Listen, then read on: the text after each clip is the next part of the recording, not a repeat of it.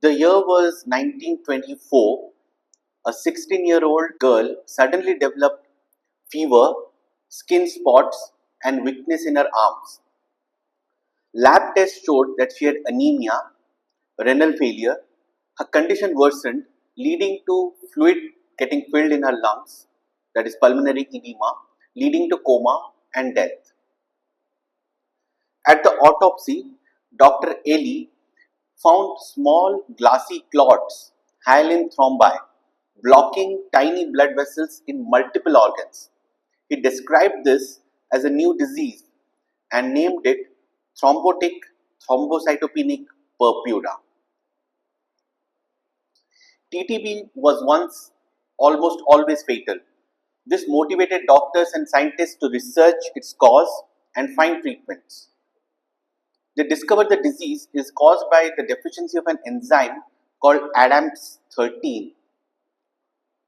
This enzyme, that is ADAMS13, is actually the full form is A disintegrin and metalloproteinase with thrombopoietin type 1 repeat 13.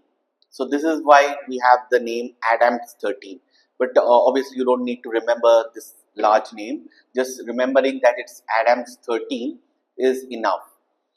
The normal function, however, is to break down large non-bilirubin factor molecules in the blood. So this is the thing that one must remember, that ADAMS13's role is to break down large non-bilirubin factors molecules in the blood. If ADAMS13 is low or it is missing, then the von-Willebrand factors stick together, causing small clots. So as you can see, these von-Willebrand factors are not getting broken down. So they keep on accumulating and becoming big molecules, and these molecules at times form clots. This is not a very large clot. This is small clots in small vessels, but this is happening throughout the body. This is what the problem is. So why is this getting low? Now ADAMS13 is getting low most commonly. It's the body's immune system which is attacking the enzyme. Sometimes that is a genetic defect leading to the lack of the enzyme, or which we call congenital. Before the 1970s, almost all the patients died of TTP. Today, more than 95% survive with timely treatment. So let's come to the definition. What is TTP? TTP stands for thrombotic thrombocytopenic purpura. It's a type of thrombotic microangiopathy. Thrombotic microangiopathy is a group of disease where tiny blood clots form in the small blood vessels throughout the body. So it's part of the larger subset which we are saying as thrombotic microangiopathy. So as the name suggests, in the micro blood vessels you are getting thrombosis. So out of this, TTP is one of the most important causes of thrombotic microangiopathy, not the only cause. So the main features of thrombotic microangiopathy will be the features of TTP, like excessive clumping of the platelets, formation of microvascular clots, which leads to microangiopathic hemolytic anemia, destruction of the red blood cells as they pass through these clotted small vessels. So these are very small vessels. So you can imagine that there are small clots throughout those vessels. Now they are so small and the vessels are also so small, they are actually impacting the flow of the RBC. So as the RBC flows through these vessels, it tends to get damaged because the endothelium, which is previously smooth, is no more smooth. There are microthrombi throughout. You also get thrombocytopenia because you are getting platelet is getting used up, and organ failure. Now this organ failure may vary based on the various other diseases. So there will be organ failure because of there will be block. You will have multiple small blocks which can affect your brain, you can affect your kidney or the heart. Pathological findings may show swelling and damage to the inner lining of the blood vessels, that the endothelial cells, but sometimes no clots are seen. Now cystocytes, that is, these fragmented RBCs are seen in the blood smear. They suggest mechanical damage from microthrombi, but their absence doesn't really rule out TTP. But this is the important sign. You must search for cystocytes if you're suspecting TTP or thrombotic microangiopathy. Clinical features are not very specific for TTP, and as we have already discussed, most of the thrombotic microangiopathy, be that HUS, be that DIC or drug induced, they will all have similar kind of a picture. So 6% of the thrombotic microangiopathy are true TTPs. Most thrombotic microangiopathy is secondary to pregnancy, to infections, to medications, cancer, organ transplant. Less commonly, you can get autoimmune disorders, Shiga toxin, severe high blood pressure. Now, TTP itself can be idiopathic. That means you will not find any obvious cause, or it could be secondary to a particular condition. Just having low Adams 13 enzyme is not always enough to cause TTP. You need other triggers. You need something else, because it's not something which the patient is presenting at birth. So even if those defects are there, they are not really severe enough to cause a clinical manifestation. For most of the clinical manifestation, you usually need a trigger.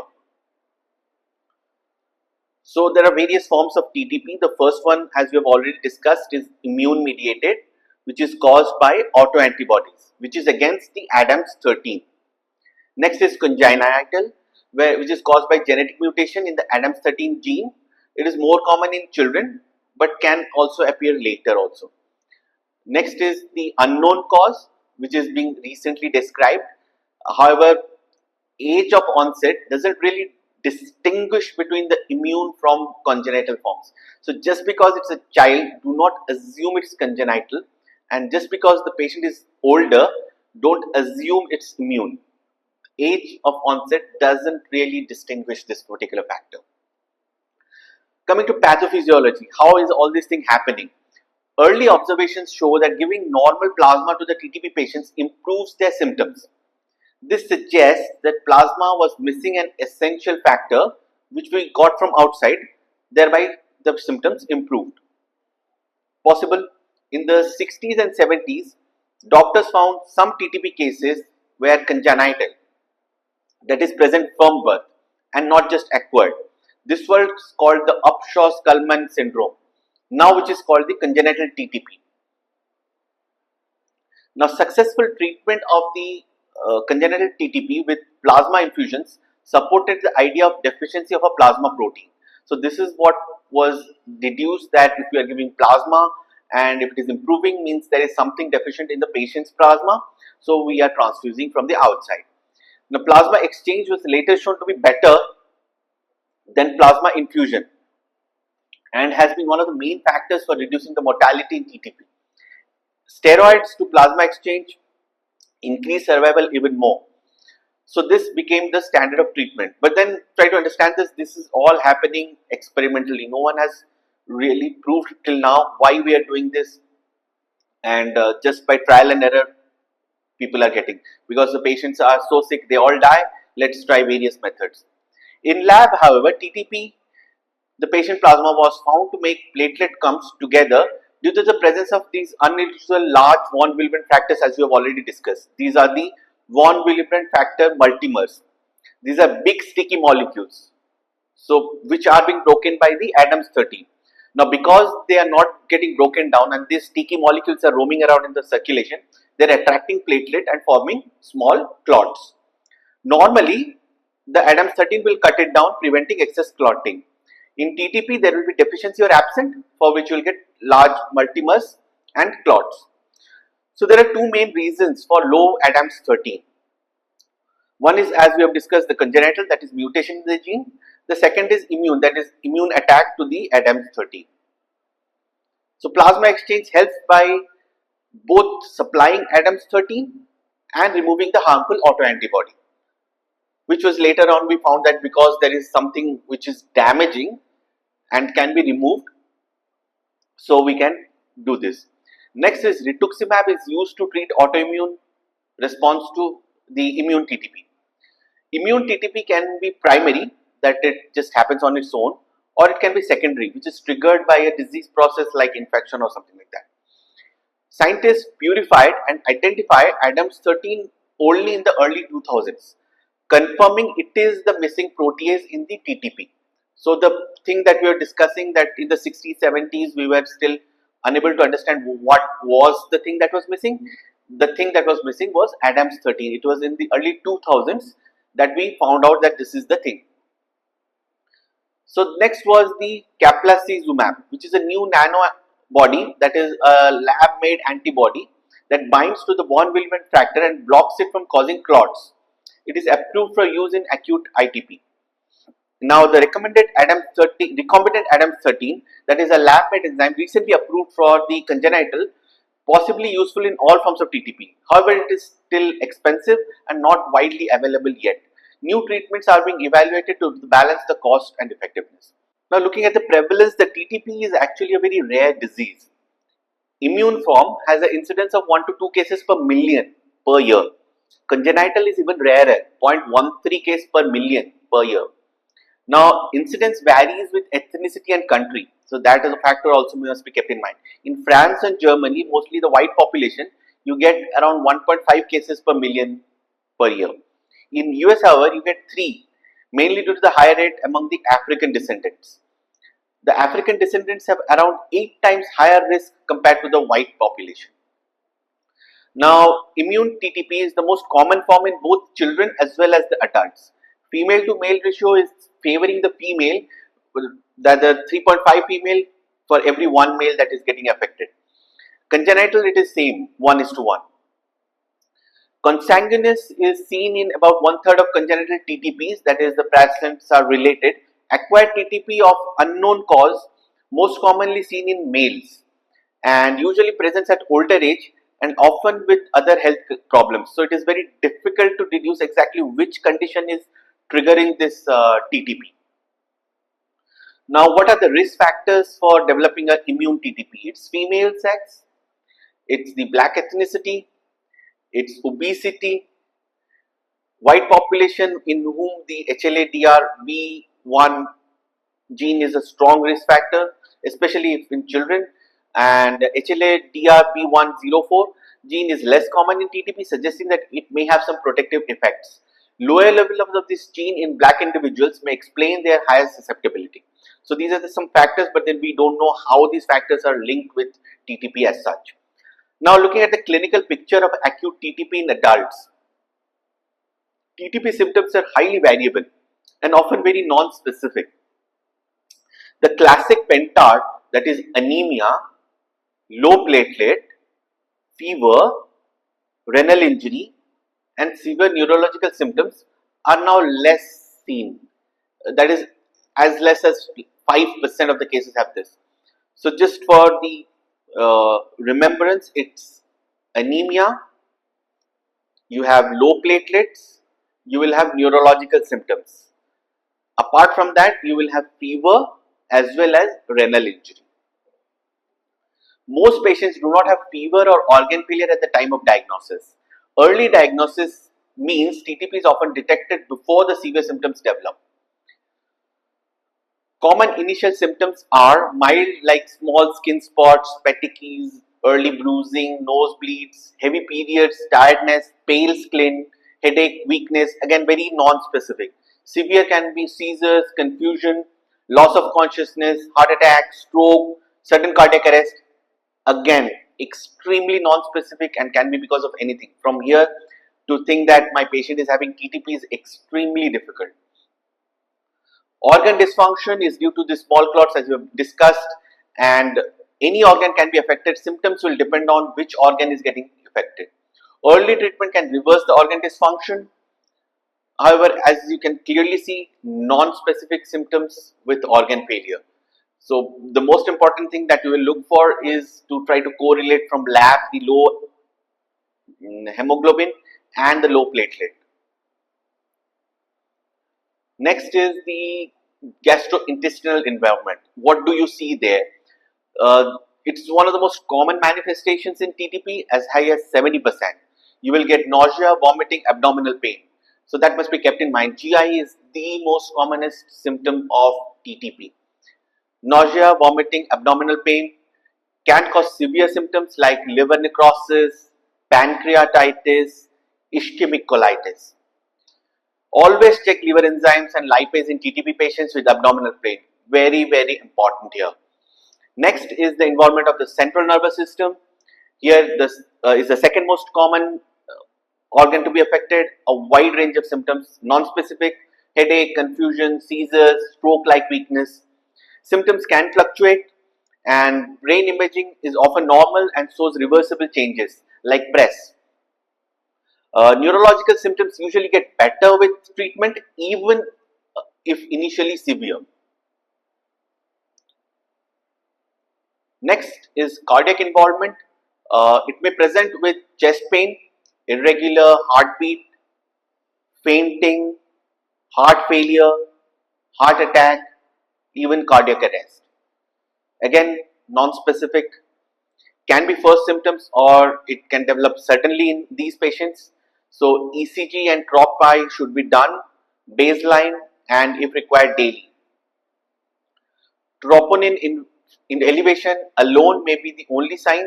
Watch for it as a marker of risk of the disease. Next is a renal involvement. It's usually mild to moderate with some rise in creatinine and some protein and blood in the urine. Severe failure is unusual. If present, think of other causes. That is, it may not be just TTP. TTP prediction scores are there. Consider creatinine less than 2 as a supporting of TTP diagnosis. Kidney involvement is most severe in congenital TTP and in older patients and in other causes of the microangiopathies. Elderly patients may have unusual presentation like confusion, behavioral disorders, seizures, anemia, low platelet are less severe, but kidney and heart problems can be worse, maybe because of the previous underlying conditions. Diagnosis and treatment is often delayed because from this chaos trying to find out that it is TTP is very difficult. Median time to diagnosis is always longer. As you can see, very non-specific symptoms can be easily because of other conditions. Finally, we come to the diagnosis. How do we diagnose TTP? Prompt diagnosis is very important because early treatment will improve outcome and also can prevent the organ damage. So think about it. Delays are more likely in patients with older age group with platelet which is more than 30 and without cystocyte in blood smear because it will make us very, very difficult to think about TTP in these patient group. Presumptive diagnosis, what to do if you suspect TTP is that TTP can look like many other disease quite obviously. So some patients only mildly ill and ambulatory while other may be critically ill. Now thrombocytopenia is usually severe, that it should be less than 30,000, but higher counts do not really rule out a TTP. Use prediction scores, that is you can use either plasmic or the French score to estimate your TTP probability, but the scores are definitely not perfect, especially if your patient is older. Always set blood sample for ADAMTS13 activity before starting treatment if possible. The initial workup for thrombocytopenia with microangiopathic hemolytic anemia is check the blood smear for cystocyte. So whenever you send a blood smear of these patients, please specifically mention to check for cystocytes. Otherwise, it is very difficult in the lab to know which patient is actually having TTP. If they are looking for cystocytes, only then they can find cystocyte. So, but their absence doesn't really rule out a TTP. Obviously, rule out the other causes of TMA as we have already discussed. Direct anti-globulin test, that is Coombs test, almost always is negative in TTP. Coagulation profile again is normal in TTP, which will be abnormal in DIC and other conditions. Always check for pregnancy if the patient is of childbearing age group. This is very critical. If TTP is suspected, start treatment immediately. Do not wait for ADAMTS13 results. Begin your plasma exchange steroid, and if you have capacitizumab, use it.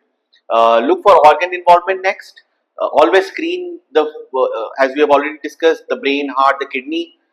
Check troponin, ECG, and the echo. Assess the renal function. Kidney dysfunction usually is mild, and do a thorough neurological examination, which is very important here. So these are the other differential diagnoses that you have.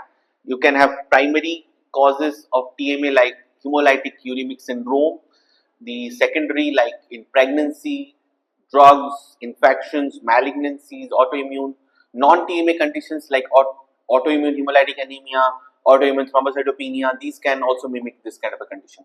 DIC, malignant hypertension, sepsis. Again, sepsis is a mimicker of everything. TTP like syndromes, malaria, tropical illness are very, very difficult because we live in India. So, conditions like malaria, dengue, this can easily cause confusion. Pancreatitis, again, a very common mimicker. Heat shock, again, something common in our environment. Severe cobalamin deficiency, vitamin deficiencies, paroxysmal nocturnal hemoglobinuria, again, sickle cell disease, again, which is common in our condition. Venoms, toxins, all these are common in our environment. So, you have a lot of conditions which can mimic this kind of a setup. So, keep your differential diagnosis, work up for it, otherwise, you will miss one for the other. So you have these prediction scores, that is the French score, you have the plasmic score. You can use any of these score to make a likelihood diagnosis of TTP. So as you have seen in French, you have platelet, creatinine and ANA positivity. Next in plasmic, you have platelet, creatinine, indirect bilirubin, acute malignancy, no active malignancy, no history of transplant, INR less than 1.5, MCV less than 90. So the plasmic is trying to rule out various other risk factors. Please note the creatinine is less than 2, which means that renal failure makes your diagnosis of TTP more unlikely. You can go through references if you want. Regarding confirming the diagnosis, severe ADAMS 13 deficiency is important to be documented, less than 10%, it will confirm. It is very high sensitive and specific. Blood samples should ideally be collected before the first exchange session. If ADAMS 13 activity is more than 10, but clinical suspicion is high, repeat your testing and consider different assay methods. Moderate deficiency may be seen in other conditions like complement mediated HUS, sepsis and autoimmunity. How do we identify TTP types? ADAMS 13 antibody test determines immune versus congenital form. Negative antibody test should be repeated. Test for IgA if needed. And if antibodies are persistently negative, consider genetic testing for congenital. If no mutation or antibodies are seen, then it is unknown cause. Now, TTP in pregnancy. Pregnancy can trigger both immune as well as congenital TTP. First TTP episode is congenital form, often during the first pregnancy. Relapse risk is high in congenital for subsequent pregnancies. TTP during pregnancy must be differentiated from more common pregnancy that like preeclampsia, HELP, HUS. In pregnancy, diagnostic threshold for platelet count, hemoglobin and creatinine differ. Be aware of this. This is very critical. Gestational thrombocytopenia is a common thing and usually mild. Severe low platelets will suggest something like a HUS or a TTP. ADAMS 13 activity is key to diagnosis over here. Monitoring and managing a TTP in pregnancy, ADAMS 13 should be measured before conception and throughout pregnancy if the patient is a known TTP. Monitor the blood counts, LDH and creatinine very regularly. Congenital regular recombinant ADAMS 13 or plasma infusions increases frequency as the pregnancy advances. After delivery, continue infusion for at least 8 weeks. Fetal monitoring is essential. Risk to fetal growth restriction, prematurity and death is there. Plan delivery in congenital TTP as soon as safe. In immune TTP, not required if ADAMS 13 is adequate. Now, acute TTP during pregnancy usually is treated with plasma exchange. Immunosuppression, steroids, rituximab is used cautiously and case by case basis only, not officially approved in pregnancy. The use of capelicizumab is not licensed in pregnancy but may be considered in very severe cases. Breastfeeding is not allowed when the patient is on these therapies. Rituximab is however safer. Recombinant ADAMS 13 rapidly replacing plasma, but it is expensive. May eventually be used for immune and unknown causes as well. So regarding the diagnosis, this flow will help you. The clinical features, as you have seen, very non-specific, but then Then you can have your standard blood tests, which can give you idea like cystocytes, anemia, hemolysis, thrombocytopenia. Now consider thrombotic microangiopathy, including TTP, unless any obvious cause is there for the type of a clinical presentation. Now, involvement of the TTP with target organs, if you find yes, then you can go for the plasma exchange and then check the Adams 13 level. If no, then closely monitor. For tests with non-TTP TMAs and condition associated with secondary TTP, you have to look for the secondary causes and treat them accordingly. Now, tests for non-TMA, as we have already discussed, the various risk factors you have to test one by one, like infections, tropical infections, vitamin deficiency, sepsis. You have to rule out each of them. TTP is a medical emergency. Trust treatment as soon as you're suspecting. Therapeutic plasma exchange is important. Start within 4 to 8 hours of diagnosis. It supplies the enzyme as well as removes the autoantibody, so it's helpful. Continue it till your platelets are more than 1,50,000. And plasma infusion are only for situations where the TTP is unavailable and the patient, while the patient is being transferred for this therapy. ICU or intermediate care admission is recommended for all patients with suspected TTP even without severe symptoms. ICU provides close monitoring and access to emergency plasma exchange and central line placements. All pregnant TTP must be admitted in the ICUs. Immunosuppression in immune TTP, start steroids, that is prednisone on 1 milligram per kg per day or higher dose of methylprednisolone. Rituximab usually 375 milligram per meter square weekly for 4 weeks, but dosing interval may be shortened during the plasma exchange due to the drug removal. Always screen for hepatitis B before rituximab. Give antiviral prophylaxis if required. Rituximab helps the platelet recovery faster, reduces the number of exchange sessions and lowers the relapse risk. Regarding the role of the caplacizumab, we have already discussed, it blocks the interaction between the monoglobulin and the platelets, preventing new clots. Start 10 milligram per day. Once severe deficiency is confirmed, consider early use if the suspicion is high. Continue it until the Adams 13 activity is recovering. It reduces your death, organ damage, need for exchange, and but can cause bleeding, which is the main adverse effect. Recombinant Adams 13, it is recently approved for preventing relapse in congenital ones, may be used in acute congenital TTP also, especially in pregnancy and children when diagnosis is unclear and autoantibodies are absent. Not yet approved in immune TTPs, ongoing trials are investigating how to use this in this particular setting. If the TTP is refractory, that is, you are getting a poor response to initial therapy, ensure that both rituximab and caplacizumab are being given. Increase your frequency, up to twice daily can be done. Give high dose methylpred. Consider second line immunosuppressant, cyclosporins, cyclophosphamide, vincristine, DARA, like this. Regarding the outcomes, clinical response, the platelet rises above 1,50,000, LDH falls below 1.5 of the normal, and no new organ failure. This is when the plasma exchange is stopped. Very important. Platelet more than 1.5 lakhs, LDH falls below 1.5 times the normal, and you have no new organ damage. Then only you stop the plasma exchange. Regarding the exacerbation, platelet count below 1.5 within 30 days after stopping, then you have to check it out. Clinical remission, clinical response lasts for at least 30 days without exchange and the factors. Adams 13 remission, that is activity returns to near normal and always spread with clinical remission. Relapse is when the platelet starts dropping again and Adams 13 activity is back to less than 10%. Adams 13 relapse is activity coming to less than 20%, but the patient doesn't have symptoms. So these are the various definitions which you can use. So there is a clinical response, there is a exacerbation, there is clinical remission, there is Adams 13 remission, there is a clinical relapse, and then Adams 13 relapse. So clinical and Adams 13 may not always correlate. Regarding the outcomes, mortality has definitely fallen sharply Delayed diagnosis and treatment remain the main cause of death. Recent trials have shown to reduce the mortality to as much as even zero. Major risk factors for death are old age, where the diagnosis is getting delayed, patient having confusion, heart and kidney involvement, stroke, comorbidities like cancers, infections.